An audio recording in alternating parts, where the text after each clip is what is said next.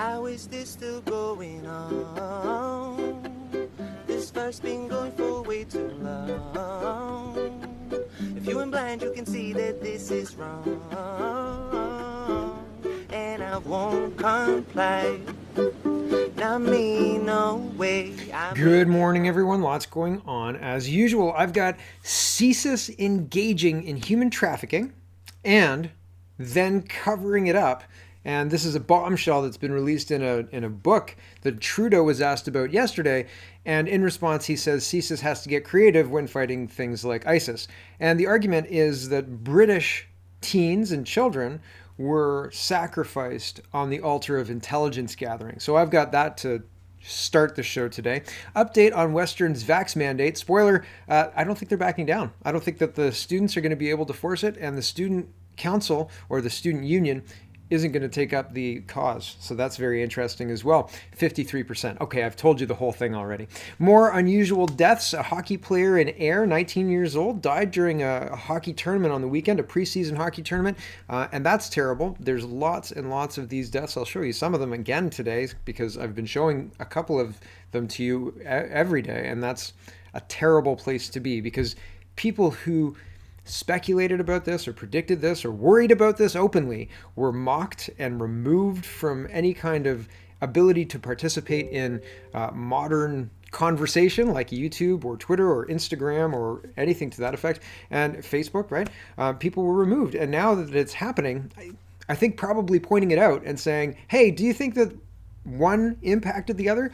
Will be policed as well. So we'll see. I'll try. We'll find out, I guess, together. I've got new mugs and things. I'll show you that. And thank you very much for your support. Yesterday was the end of the month, and I was going through the website to see kind of all of the orders that I hadn't processed and everything. And I just want to say thank you very much if you've bought merch or if you've supported with a subscription or just sent a monthly donation or anything like that for covering server costs, etc. I really do appreciate it. It helps, and the notes and everything I read. And I've got a little Easter egg for people who do that. I send a receipt, and the receipt's got a link to a story that I read. Anyway, regardless of all that, I do appreciate the support. I really do appreciate it. Thank you so much. I don't know if I say it enough, but I do this for me, but for you too. So I'm glad you enjoy it. Thank you, thank you, thank you. I can't say it enough.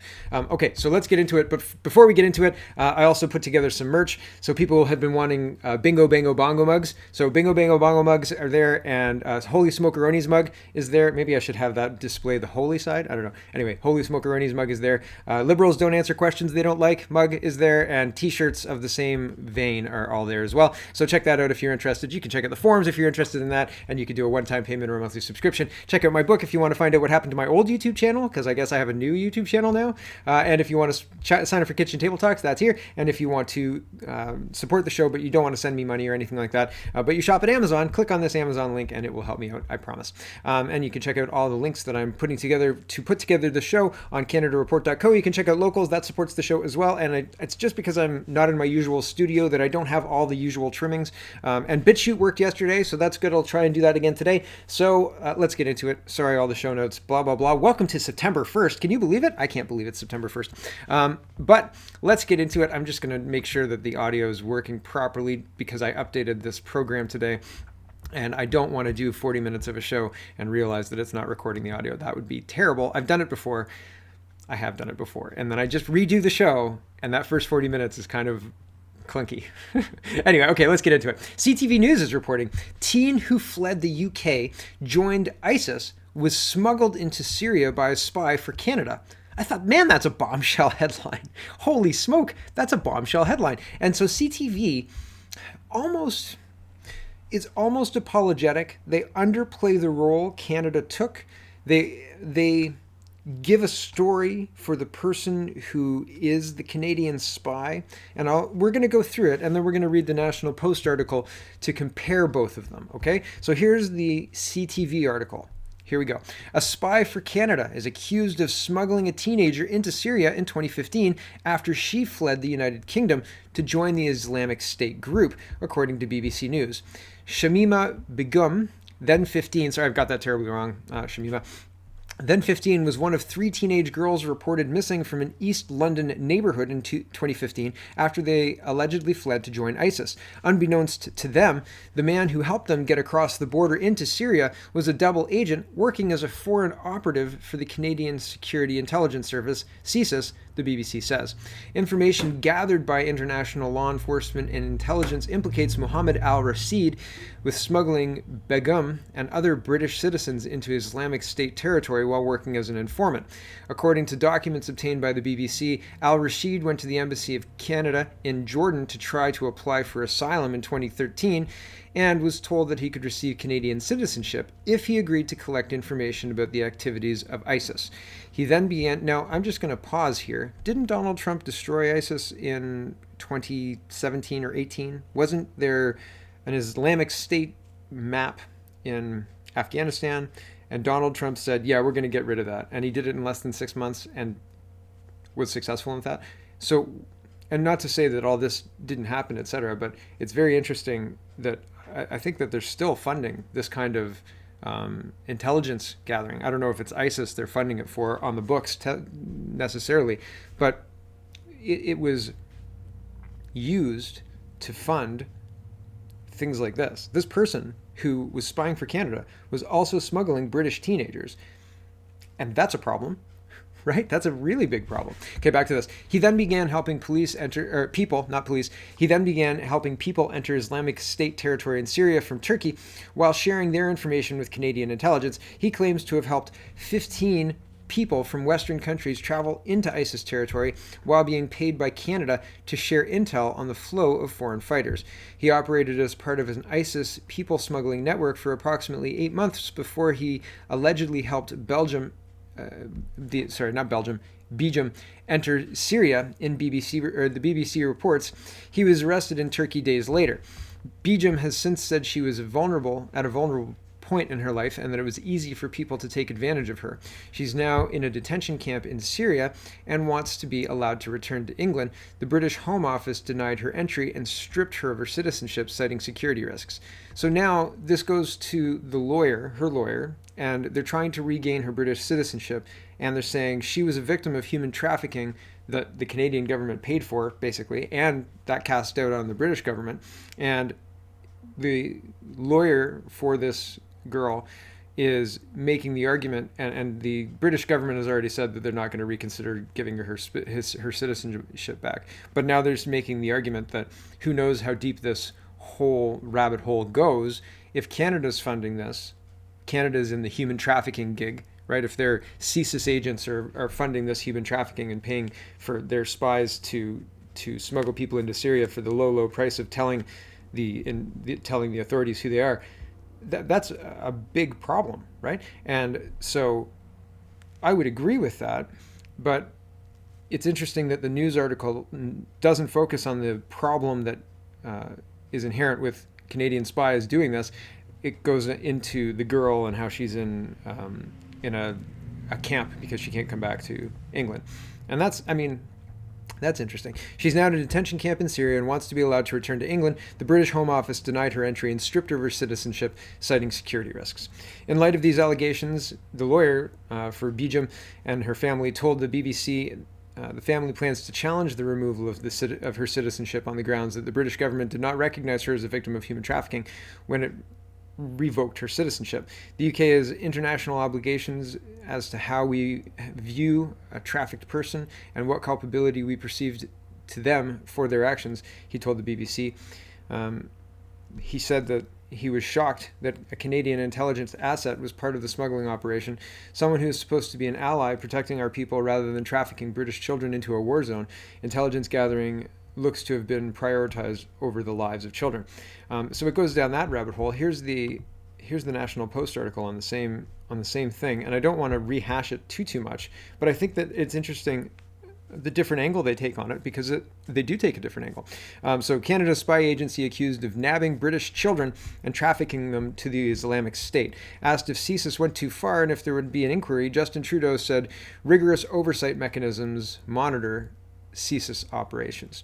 Ottawa is accused of covering up its handling of a double agent who smuggled British teenagers into Islamic State territory to join the terror group while he was spying for Canada. Justin Trudeau, the Prime Minister, did not deny Ottawa's work with an operative smuggling Western children to a dangerous battlefield, as outlined in a new book, saying that Canada's spy agency must be flexible and be creative in the war against terrorists. So here's some British children. We'd really like to know which other Western people are coming here too. And this asset who's giving you British children is letting us know that. So this is all okay, says the Canadian government. It's creative, right? Very resourceful. Good job. A book about Western intelligence agencies says that while police in Britain were searching for the three schoolgirls who left their homes in London in 2015, Canadian intelligence and diplomatic officials withheld information about where they were and how they got there. Canada then worked with British authorities to cover up its role, according to allegations on this long percolating controversy in the science history of the Five Eyes, or the secret history, not the science history, sorry, it's little. The secret history of the Five Eyes by Richard Kerbel. I think that's right. Kerbadge. Excuse me, who was a security beat reporter for Britain's Sunday Times from 2010 to 2020. Canada was part of the military coalition fighting the Islamic State in Syria and Iraq at times. The book's details are igniting alarming headlines internationally. The information is particularly controversial in Britain because of those smuggled teens was Shamina Bijam, then 15, who remains in detention camp in Syria, fighting to return to Britain after her citizenship was stripped from her because of her support for ISIS. So the guy who's spying for Canada gets his citizenship for trafficking people into the ISIS territory, and he's protected. But this Bijam girl loses her citizenship for being a human trafficking victim. That's the argument trying to be made here. I don't think it's far off necessarily, and I think that it's interesting, and I'll read you Justin Trudeau's quote, what he said about it at the end, but I think that it's interesting that this is an acceptable trade. If somebody engages in human trafficking at the behest of the Canadian government, then they deserve citizenship. But if somebody is human trafficked into that war zone by the Canadian government's asset, they don't deserve citizenship because of security risks. Does that make sense to you? Because that's what's happening. Okay, back to this. They've effectively been nabbing British children and trafficking them across the Syrian border for delivery to ISIS, all in the name of intelligence gathering, the lawyer said. Britain has loaded its efforts to stop ISIS and the grooming of our children by spending millions of pounds in the PREVENT program and online monitoring to save your children, while Canada just traffics them out, right? However, at the very same time, we have been cooperating with a Western ally, trading sensitive intelligence with them as they worked with Mohammed al-Rashid, who claimed to be a spy for Canada. The calculation here is the lives of British children and the risk of their death is part of the algorithm of acceptable risk that the Western allies have taken. Kerjab said that Canada's role is well documented. Quote, there's absolutely no doubt that Canada worked on this, and it also brings into question about what role Britain played, Kerjab told TV news show Good Morning Britain on Wednesday. The only way to get to the bottom of this is to have an inquiry with access to the CSIS documentation, he said. Trudeau was asked about the controversy on Wednesday. We live in a particularly dangerous world, he said. The fight against terrorism requires our intelligence services to continue to be flexible and to be creative in their approach, but every step of the way they are bound by strict rules, by principles and values that Canadians hold dear, and we expect those rules to be followed. Right, like, it's okay to traffic British children out so long as Canadian intelligence is being served by that act. Righto, good job, Justin. Right? I'm going to try and make an argument here, and I'm not sure if I've made it yet, but in the same vein of all of this, the one person can traffic people into a war zone and gain citizenship, and another person can lose their citizenship for being a victim of that. A rebel reporter was being stopped from entering New Zealand. What's his name? Avi Yemeni is, I think he's Australian, and he was trying to get into New Zealand to do reporting, and Interpol and immigration services were coordinating to stop him by saying he was a risk.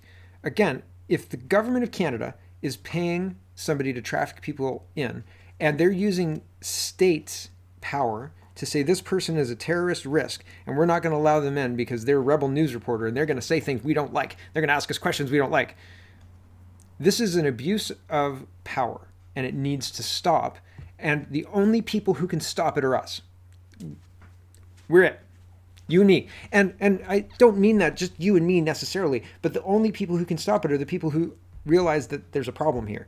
Because they being Jacinda and the Australian mechanism and the United Kingdom mechanism and Joe Biden and Justin Trudeau and all of these people are trying to use and legitimize the power of the state to crack down on all of this pushback, including rebel news reporters getting into the country to ask uncomfortable questions.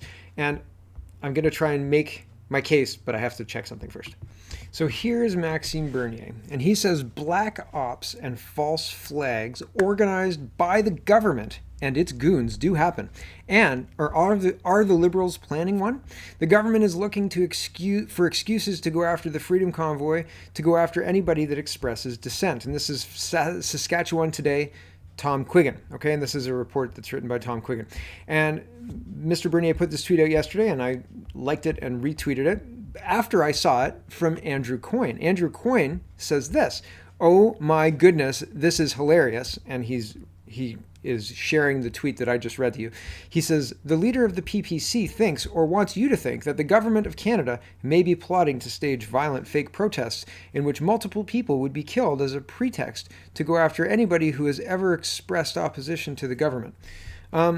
I think that it's interesting that Coyne wants to discredit Bernier for bringing this up in light of Laith Marouf, in light of the CSIS spy that I just told you about, in light of all of the other examples of the Nova Scotia shooting, all of the other examples of the government provoking a situation, and in the situation of the Nova Scotia shooting in Gabriel Wharton, there's some serious questions about payments that were made to Gabriel Wortman and how he got cashier's checks that were in line with how RCMP pay assets, etc.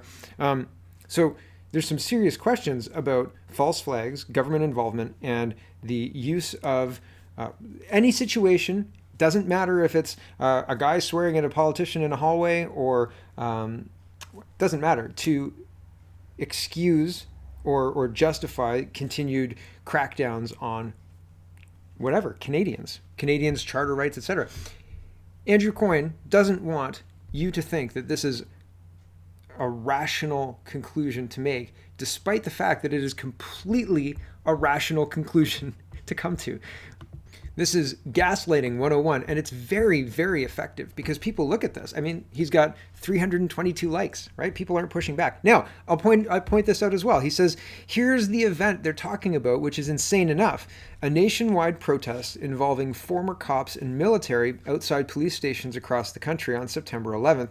The object of their wrath? Why, the World Economic Forum, naturally. They're trying to make the World Economic Forum into a conspiracy theory. It's as conspiracy theory as the Sustainable Development Goals, which are terrifyingly real and being rolled out. And this guy has been talked about at length by Mark Friesen, denounced by the Freedom Convoy as somebody who's trying to plot something that is destined for failure. He's trying to organize violence. And people, Tom Quiggin and other people, were trying to talk to him and talk sense into him and say, don't do this. This doesn't help us.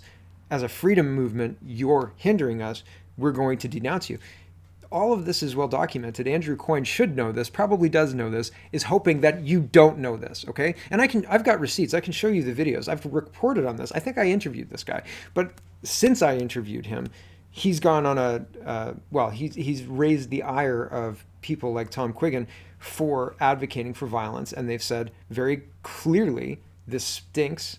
It glows, if you know what I'm talking about.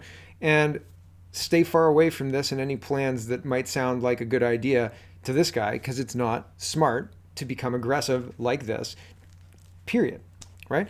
And so there are questions. And then Coyne continues on, but I just wanted to show you what's going on here and how the mainstream media is trying to downplay the CSIS thing. I mean, National Post did a better job, but it was sensational, more sensationalized than I like. And so the sensationalization of that kind of stuff, it is sensational, don't get me wrong, but it turns people who see themselves as centrist normies off. The sensational language, they don't like it. more than not liking it, it leads them to openly doubt it. It leads them to say, oh, well, if it was really as bad as they say, they could just say it in, plainer language.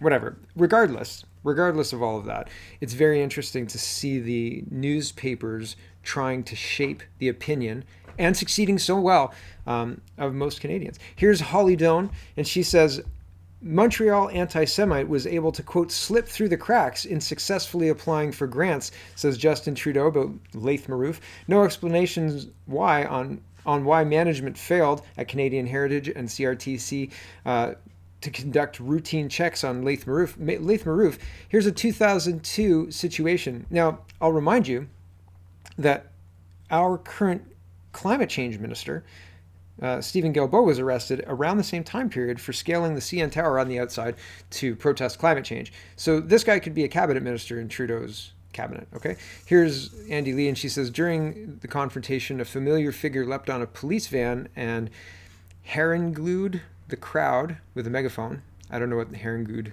the crowd with a megaphone means. Talk to the crowd with a megaphone. This was Laith Marouf, a Syrian national with diplomatic immunity. Marouf was banned last year from campus after being caught spraying anti-Israeli graffiti on campus walls. And so this incident took place in 2002. So this person is a well-known vocal anti-Semite, and you'd think that people like that would be caught in routine checks, right? Do you have a criminal record for scrawling anti-Semitic? Are you banned from a university campus for scrawling anti-Semitic graffiti on their walls? Yes? Okay, well, we'll maybe not give you this anti-racism grant then. Okay. Unless anti-racism is actually just racism repackaged. Nailed it, right? Yeah. So the false flag, think about this. The false flag has been moved from something that needs to be done in the real physical world to something that needs to be done in the digital world, that they can then say, look at this terrible thing that's happened. We can't have freedom of speech online because this awful thing happened online. So we have to fix it by removing your free speech online, obviously, to keep you safe, comrade, right? For your safety, comrade, as usual. So they moved their bad actors, the people who'd go scrawl graffiti on university campuses, to blame racists so they could use that as an excuse to bring in their draconian laws. They're doing that exact same thing online. It maps exactly the same. They do exactly the same thing, and they pay their assets exactly the same way with our tax dollars. You see? Okay. So here is Jonathan Kay, and him and Michael Geist are talking about the end of the online harms bill because of the epic failure of their false flags to generate the required fear needed to get it over the finish line. And it's a terrible, awful bill that nobody in their right mind would vote for. But that doesn't mean it won't get passed. Doesn't mean it won't get through. Here's Michael Geist. He says, department that couldn't react in a timely way to reprehensible and vile statements made on a single platform, Twitter, by one of their own paid consultants has little credibility to introduce legislation seeking regulatory oversight of all online content in Canada. So I hope that cooler heads prevail and we have an internet that we can still talk about the destruction of our country as it's happening. Right? We can't stop it, but at least we'll be able to talk about it. Not like those North Koreans. We're so free here. Okay. Jonathan Kay says, good riddance to the online harms bill. I'm not sure there are too many Canadian groups I'd trust less to decide what people can say on the internet than the Liberal Party of Canada. There aren't very many. The PMO at this point in time. Dr. Leslyn Lewis, this is usually CPC. I'd put that in here, but it kind of fits here, so I thought we'll put it here. She says, I've always advocated for respectful dialogue in the political sphere, but these are rich words for a prime minister who called the unvaccinated racist and misogynist while pitting Canadians against each other with his vindictive vaccine mandates. True leadership means leading by example. Now, Trudeau's talking about this incident here. He's talking about the Chrystia Freeland getting into an elevator after being accosted by an angry Albertan and grinning like the canary. No, not the canary that ate the cat that ate the canary, right? She's got a we got him grin, right? Because they've provoked a situation and then they're going to use it to justify further restrictions. Here we go. This is exactly what's happening, right? Here's Justin Trudeau responding to Chrystia Freeland getting yelled at because Chrystia Freeland does things that make people angry, either due to incompetence or on purpose. But either way, same result. Here is Justin Trudeau talking about that. There's a huge reflection we have to have about the kind of country we want to be. And to understand that the tone of our democracy, the tone of our political debates is set by those politicians who get sent to Ottawa to represent their communities. And if there isn't clear condemnation of the kind of cowardly bullying we've seen, of the kind of hate-filled rants and violent words used against people, to say this has no place in our democracy. We can disagree, and we need to disagree with each other on policies, on perspectives. That's a robust debate that has to happen amongst Canadians to make sure we're getting it right as a collective, as a country. But to limit the ability of women, of racialized Canadians to serve in government or to hold government to account as journalists, which is the goal of a number of Canadians with very loud voices, well, that's something all parliamentarians and all leaders need to stand against, need to be unequivocal in being responsible leaders, to say, no, we are not going to become that toxic, polarized country that some think we should become. Because he's the one who came in to say that we're all super racist and we're polarized and you don't even know you're racist, but there's lots of racism here in Canada. I know, I'm Justin Trudeau, right? No, it's unbelievable. He's trying to tie together the Chrystia Freeland situation, the Global News TikTok edition situation, the online harms that people are saying, oh, people are so mean on Twitter, while ignoring Laith Marouf, while ignoring CSIS trafficking children, while ignoring grooming gangs operating openly in the UK, not so much here, but it's all in context. And it's so interesting that the real problem is politicians who don't denounce that bullying of Global News TikTok edition and Chrystia Freeland. That's the real problem. I think the real problem is Justin Trudeau. I really, really do. So that's my little hypothesis. I think that they're trying to create these false flags online, and they're using everything they possibly can as a catalyst to say, see, we were right. Those alt-right white supremacists, that's harder to say than you think, are destroying things, and the only way to fix it is to take away their free speech, right? And Rex Murphy does a whole column on this. He says the Trudeau government's hypocritical stance on hate and its targets, but I think I've gone through it. If you want to read Rex Murphy's, go read Rex Murphy's. I don't have the time today because we've got lots and lots more to get through. But Rowan is responding to this as well. He says, yelling at or heckling a politician isn't against the law, nor is it designated in the criminal code. What are people supposed to do if politicians keep evading accountability and inflicting harm on the populace? Canadians have tried the nice option. I have. What's the solution? I've also tried the nice option. And then I tried the option of having a show, and they canceled me. And that was fun. I'm still enjoying the show, but I'm trying other things too, being nice and getting elected. Maybe we'll try that. But who knows, Dominion, right? So I'm not hanging my hat on that because you can't. But there's all sorts of ways to fight. But Rowan's right. At some point, if being nice isn't working, people are going to resort to different methods. And could be problematic. Here's Dancho, Raquel Dancho. She's an MP, and she's been all over this Nova Scotia thing. And I think that she's bang on right. She says, Commissioner Lucky acted against the public interest when she shared confidential information about the firearms used and seized in the 2020 Nova Scotia mass murder. She did so against expert advice in order to advance Liberal government's political agenda. We'll listen to a bit of this, about a minute. The beginning part is about Lucky herself, and then it goes into a broader kind of wrapping up of the whole thing. I don't know what's going to come of this. Do you think Lucky will lose her job? I don't see it. Do you think that Blair will be held accountable? I don't see it. I think probably the officers who are at the upper echelon of the Nova Scotia RCMP will be retired and shuffled out. And if there's a slap on the wrist, then there's a slap on the wrist, and maybe Lucky gets a slap on the wrist and somebody else gets a slap on the wrist. They have pieces in place like a checkers board, like a chessboard. And if you've got a piece in place and it's annoying, like Lucky, but effective, like Lucky at, say, blocking a move, right? Blocking a pawn from moving out or something to that effect, then, I mean, maybe you change the piece. Maybe you put a bishop there, right? Maybe Lucky will get shuffled out somewhere. I don't think anybody's going to get meaningfully anything over this. Is Lucky going to get fired? No.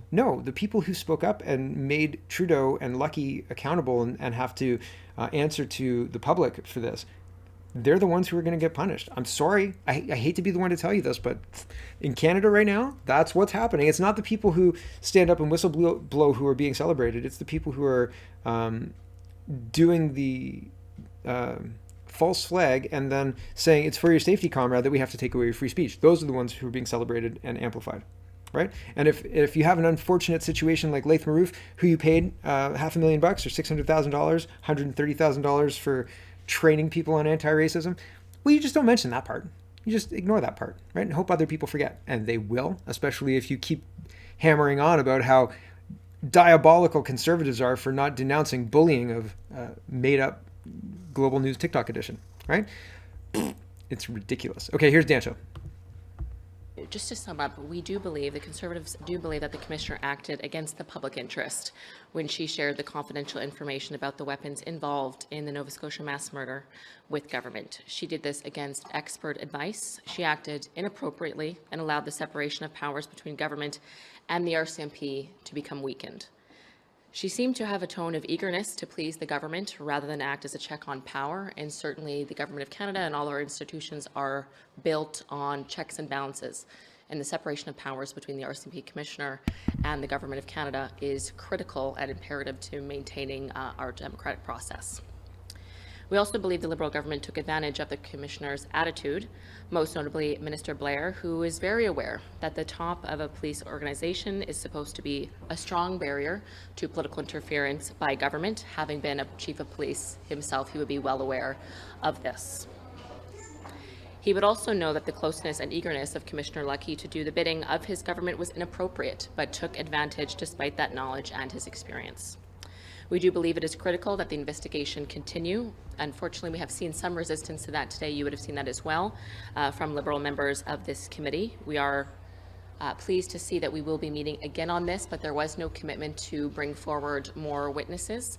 In particular, there seems to be one particular political staff at the center of this that we have yet to hear from, and that is Zita Astrovis. She is the Chief of Staff to Minister Blair, was the Chief of Staff to him during his time as Public Safety Minister during this during the Nova Scotia mass murder, and she seems to have been the chief liaison between the RCMP and the government. And so we do believe it is imperative that we hear from her. We also listed, as you would have seen in committee, a number of other individuals.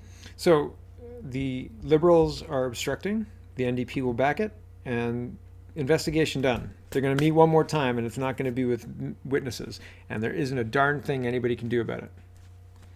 So, you see where this is going? Let me underline it for you, okay? Biden described 74 million of us as domestic terrorists. Anybody who voted for Trump, any MAGA Americans, they're the problem.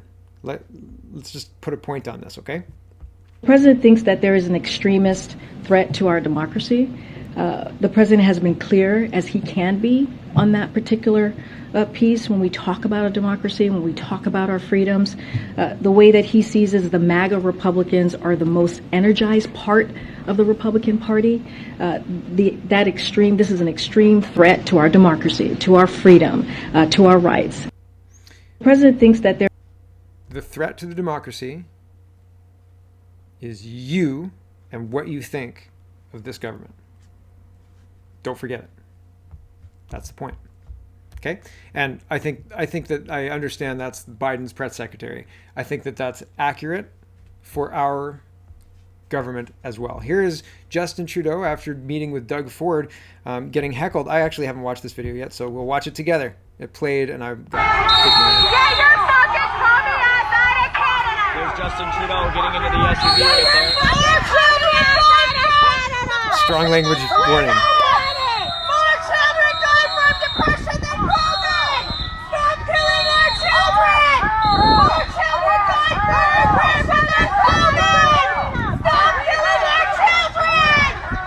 I don't know if that's for Ford or for Trudeau. Either way, It sounds more like Ford to me, but regardless, the politicians are being protested, and it seems like they're moving to make sure the protest can't be effective or effective online. And it's very scary. It's very, very scary, I think. Prime Minister announces changes to the ministry. Yesterday, I announced the cabinet shuffle, and I was thinking, Marco Mendocino, come on. I'd heard rumors about Marco Mendocino. It wasn't Marco Mendocino. It wasn't Omar either. It was two pretty minor positions, I guess, basically, and it seems like they just swapped. So Filomeno Tassi and Helena Jazaric. And so Filomena moved from public service and procurement to become the Minister of Federal Economic Development, and Helena moved from Federal Economic Development to Minister of Public Service and Procurement. So they just swapped. There you go. Tradesies, right? I've watched Boris Johnson do that a bunch. There was the biggest, highest profile one was swapping his health minister and was it transport? I can't remember which one, but everybody was kind of ticked off about the whole thing. Anyway, now Boris is being replaced. Regardless, back to this. Jason Kenney is using a $13.2 billion windfall to pay down debt and put cash into a piggy bank. Well, I don't know. I don't know the fiscal kind of books of Alberta off the top of my head. I used to know Ontario pretty well, but I haven't looked at Ontario's books lately because after COVID, everybody just spent like drunken sailors. We've doubled the federal deficit or debt. The deficit's crazy. $600 billion deficit, I think we've got federally now. I think that's just off the top of my head. Where previously Ontario had a pretty big debt, but federally we had a $20 billion debt. So it kind of balanced out that the total debt of the taxpayer in Ontario wasn't so bad. But we're talking about numbers that are so big. Would it be better to stimulate using the $13 billion is my question. But Rachel Notley, I'm sure, is asking the same. So I don't want to align with the NDP or anything like that, but a $13.2 billion budget windfall. Now, if we're talking about insurance or interest rates ticking up and getting a handle on costs and blah, blah, blah, blah, blah, then I'm all for that because fundamentally you make more that way than a spending program or giving people rebates on gasoline or something to that effect. But it just seems $13 billion doesn't seem all that much when it's a windfall, when it was supposed to be spent or wasn't spent, or they made that money in extra oil. It seems like a $13 billion windfall, like you found it under the mattress. It should be used for something positive. Rather, debt payment just sounds so boring. Anyway, that's the 20-year-old in me, I'm sure. The food professor, let's talk about food for a minute. Health Canada paid the Canadian Centre on Substance Use and Addiction for a report on alcoholic beverages in Canada. The main recommendation, add warning labels to liquor bottles and containers. Shocking. Report says risk is negligible to low for 2 drinks per week, moderate for 3 to 6 drinks per week, and increasingly high beyond that. It's a stark shift from current guidelines, which limit alcohol use to 10 drinks per week for women and 15 drinks per week for men. 15 drinks a week for men, that's 2 drinks a day and 3 one day of the week. So that's pretty wild. The concern here, of course, is that the Liberal government seems to be paying people for studies that back up their preferred ideology, or they have a preferred outcome, and then they pay for the study, and then they get the preferred outcome and make policy on that. The United Kingdom in 2012 had a really, really big push for getting people to stop drinking as much alcohol because of the impact on the NHS. And they did all sorts of, it was a focus of Malcolm Gladwell's Nudge. There was a specific chapter probably on alcohol. But I was there. I went to the UK in 2012 and I heard the ads. And I couldn't believe it. It was unbelievable how, not forceful, it was buttressing almost every song. Not every song, every break in the radio. Most TV commercials had an ad about how many units of alcohol you drank in a week and what's the ideal and how much your neighbors drank and how many units you should drink. So it's very, very interesting to see that starting to be rolled out here. Not to say I disagree. I think it's incredibly damaging how alcohol is promoted as a relaxation drug, as an acceptable way to unwind every day. There are better ways. Alcohol is really damaging to your sleep. Alcohol is really, really dangerous. to become addictive, especially if you drink in the evenings, because it'll change the way you sleep so that you not crave it more, but it'll be difficult. You have to wean yourself off alcohol. If you're drawing down alcohol, you can't go cold turkey. You'll make yourself sick. I'm getting off topic, but my point is that I'm no fan of alcohol necessarily, but I am a fan of personal choice, and I don't know that the government should necessarily be training people the way they are. I don't like it. I think it's damaging. It's more damaging than the alcohol. Okay, Scott Aitchison says, every day I get emails from people who are incredibly angry and paranoid. They think we should put Trudeau on trial for crimes against humanity. They claim the vaccines are killing millions and compare it to the Holocaust. This is what fear, anger, and misinformation are doing to Canada. This is Scott Aitchison. I think he's probably going to end up 6th out of 6. No, that's Brown, isn't it? 5 out of 6 for the CPC race. But it's interesting that he is name dropping Trudeau and saying this is what people think, and I think that's crazy. I think that's what fear and bad rhetoric do. I think that Scott's maybe out of touch with reality. Like, the reality of the situation is that things are not nearly as rosy as most people in Canada think they are. We're going to talk about vaccines and unfortunate deaths, and Scott's position on the whole thing is out of touch, I think. They're allowing ivermectin. They're allowing ivermectin in the national health, NIH. I looked up what that stood for, and I can't remember now, but it's national health basically. But ivermectin is now on the list for national health, which I thought was very interesting. That just popped yesterday, I guess. Very interesting there. Here's 3 athletes dead at the Comrades Marathon in South Africa 2 days ago. All 3 dead racers were jabbed. And here's the 2022 Comrades. It says, you will be required to produce your vaccine certificate to complete your entry status by the 12th of July 2022. And so over the weekend, 3 people died there. This person says 8 deaths in 40 years, none since 2012, now 3 in 1 year. And just incredible that there isn't more outrage, more people speaking out. Here's another one. Junior hockey team's captain dies during tournament in Southern Ontario. Eli, I'm going to get his name wrong.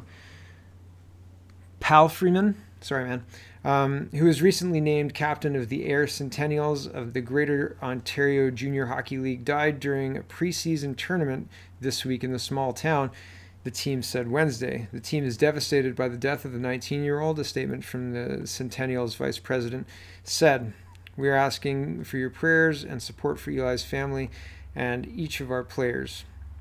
Yeah, so that's crazy. I have friends who worked in Ayr, and kids generally don't pass away of heart attacks. Yesterday I showed you a 14-year-old who passed away of a heart attack, and I reported a baby who passed away of a heart attack.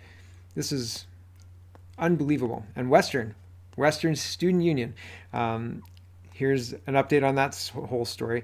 The motion for the Western USC to oppose mask mandates fails to pass at tonight's Western USC meeting with 53% opposed. A motion to oppose the vaccine mandate was brought forward to be voted on after student consultation next meeting, but also fails with 53%. So nothing has changed at all. And what is, I don't know if I was expecting anything to change really either. Pierre Poilievre weighs in on it as well, and he says it's become clear that COVID vaccines are not stopping onward transmission. That's Dr. Martha Fulford, infectious disease expert at McMaster University. So why is Western banning students who don't have a third vaccine? Let the students study. And that's interesting, right? Weighing in, using the power of his platform that he's and the attention that's got the leadership race has put on him to pressure Western. Anthony Fury says Kieran Moore just let slip that he believes unions played a role in concocting Western's COVID mandates. Unions like Unifor? No. They'd never. Not Unifor at Western, but like them, right? Okay. Stephen says, the excess risk of serious adverse events found in our study points to the need for formal harm-benefit analysis, particularly those that are stratified according to risk of serious COVID-19 outcomes. In other words, oopsie, we didn't do a proper risk analysis to see if everybody really needed this unproven vaccine at the time for both efficacy and safety. Instead, we told everybody to take it without going through proper drug approval processes. Now we should do a risk analysis based on who really needs it. This is literally like trying to put the horses back in the barn after the door was left wide open. So the new study, and it's being reported by Dr. Kaur Gill, says serious adverse events of special interest following mRNA COVID vaccinations and randomized trials in adults. These results raise concerns that mRNA vaccines are associated with more harm than initially estimated at time of emergency authorization. And the reason that the NIH having ivermectin here is if there's a treatment like ivermectin, there's no emergency because there's a treatment, right? And so no need for forcing a vax, because if you get sick, you could just go get a treatment like ivermectin. And I understand that it says here they're exploring it, right? Evaluated to treat COVID-19. All of the trials in Canada that explored ivermectin were set up purposely to fail, and so they failed. So I don't know if this is a situation where they're going to say, oh, we tried and it failed. Who knows? But it's very interesting that it even is showing up at this point in time. Human trials, they've got a new vaccine booster, right? FDA will likely authorize the Omicron vaccine later today or tomorrow based on data from 8 mice and no human clinical data available to the public. Americans deserve to see the data. Why is the White House and Dr. Jha pushing it so hard and universally without public data? I could tell you, but you won't believe me, so I don't know, man. I guess no reason. Andy Lee says, if the shots are released and people get boosted, health officials will be carefully monitoring the data from those vaccines to ensure that the assumptions they made about safety and efficacy of the booster hold. Wait, what? This is Time Magazine talking about the Omicron boosters are coming, but they weren't tested on people. Here's what you need to know. Don't take them. Oh, thanks. Yeah, I'm going to go over here and put this in my arm right now. It wasn't tested on people. No, that's fine. I'm sure it's fine. I'm sure it's just great. Have you heard of all those heart attacks happening lately? Yeah, me too. Totally normal, right? Yeah, people die tragically all the time of heart attacks in their sleep where they seem fine and no history of heart attacks. It's totally normal. Sure. It's very concerning. If somebody offers you like a new pop or a new cola or soda, however you call them. In Ontario, we still call it pop. If somebody offers you like a new beverage and they say, we've put ingredients in here that the mice seem to really like, but we've never tasted it on a human, or we've never tried it on a human, let us know what you think. Would you drink that? Would you be like, oh man, I can't wait here's some aspartame. We've never tried it on humans. It seems like the mice like it though. They think it's sweet. Let us know. Are there any adverse events? None that we know of.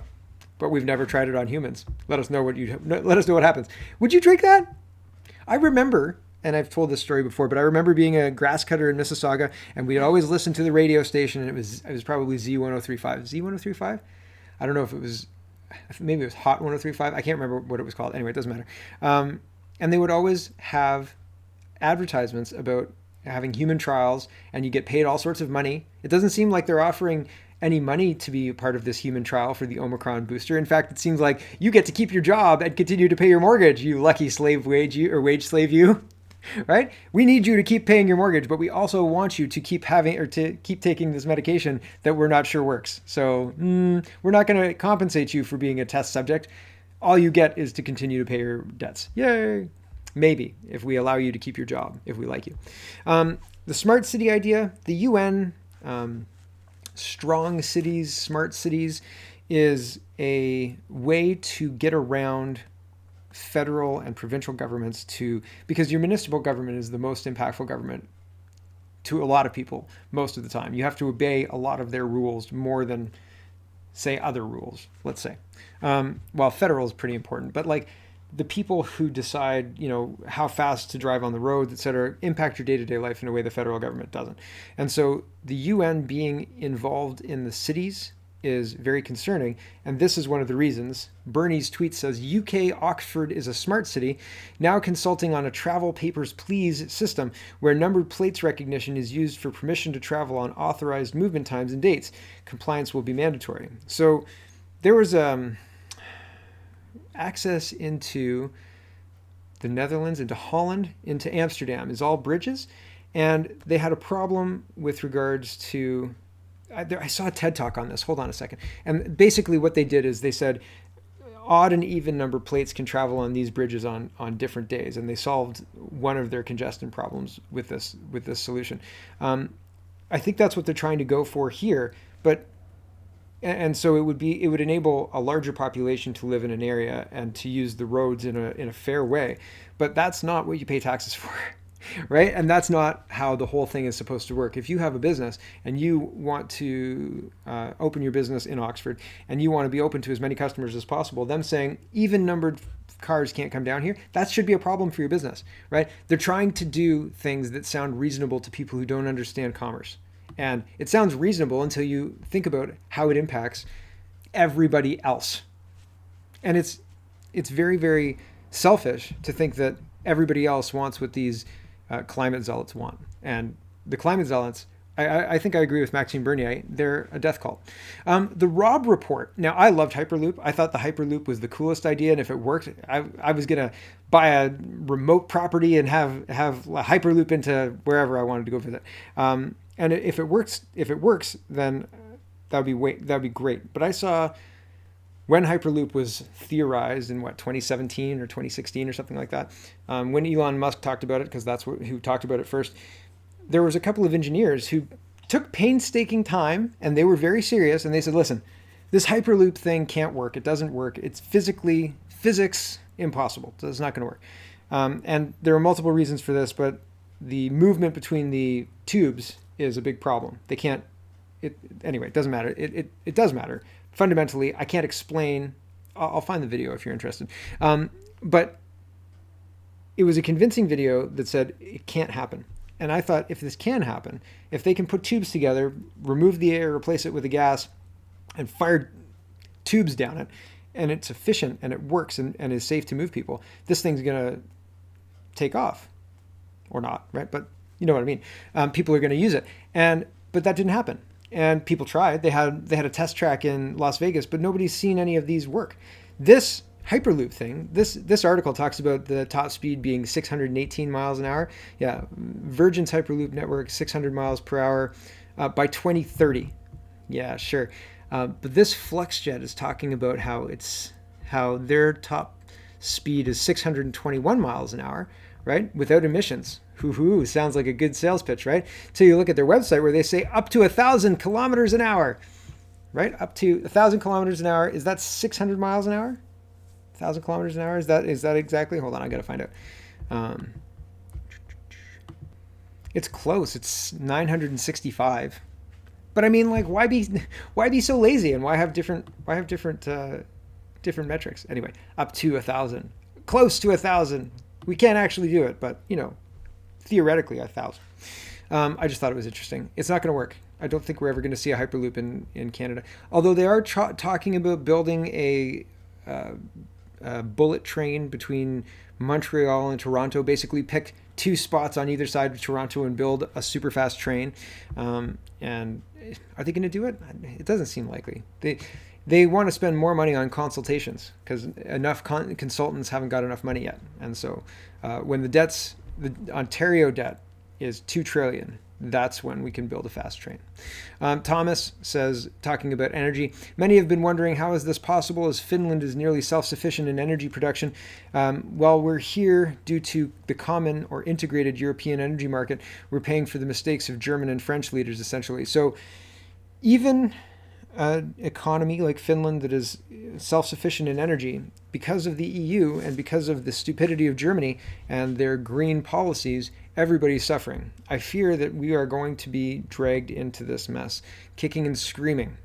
We are. The natural gas is already going up in Canada, and people are, I don't think, prepared for it. I don't think people think that we're going to be impacted by all of this in the same way. But is coming. Hodge Twins says California recently ruled to ban gas-powered cars by 2035, but it just put out a warning to avoid charging electric vehicles due to power grid issues and blackouts. Electric cars aren't going to happen. Stop trying to make fetch happen. It's not going to happen. The last two stories for today. Cloudflare coming out as a proponent for free speech. Who knew? Strong move by Cloudflare in its newly announced policy stating they will not exercise discretion to terminate security services to sites like Daily Stormer going forward. So that's good. I mean, the internet should be a place where everybody gets to say what they want. And if you don't like it, go somewhere else. Honestly, go somewhere else. The German FM says, I will put Ukrainians first, no matter what my German voters think or how hard their life gets. It's a minute. She talks about that. I was thinking about the story, the Canadian spy story, the CSIS story, and he got arrested a few days after trafficking the British girl at the center of the story. And have you seen the movie Lord of War? It's a Nicolas Cage flick. I know. But he plays a fictional Ukrainian immigrant to the United States who becomes an arms dealer. And the whole story is the story of his arms deals and his close calls with the government and his family. And he doesn't tell his family what he does because his wife is, I don't know, rich and snooty or something. I'm not sure.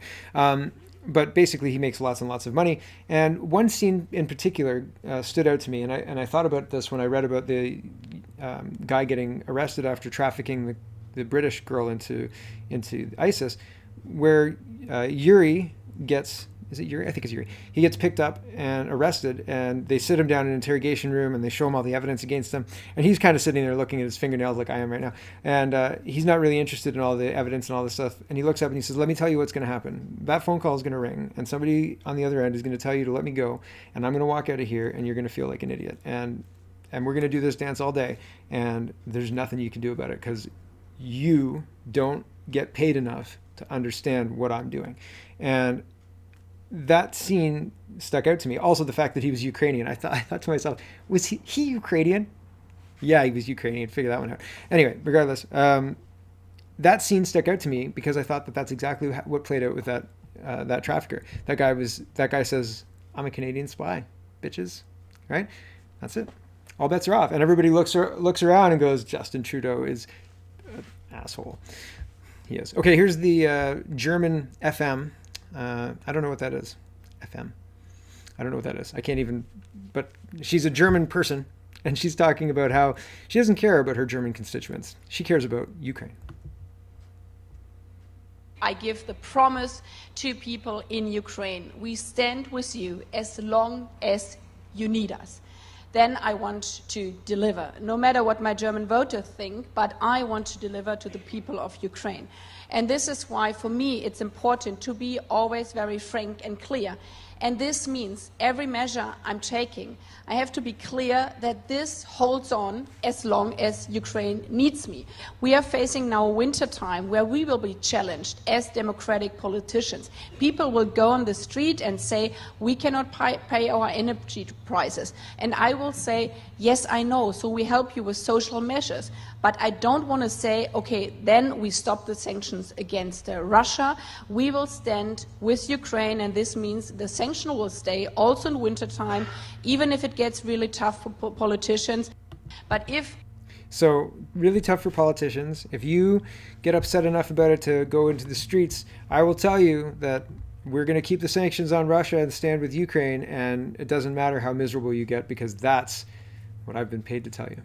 Right? And that's, I don't like that. I don't like that. That's a bad taste in my mouth. I got to tell you about that. So honestly, I don't know where it's going to go. We'll have to see. We'll have to wait and see. And the madness continues, I suppose.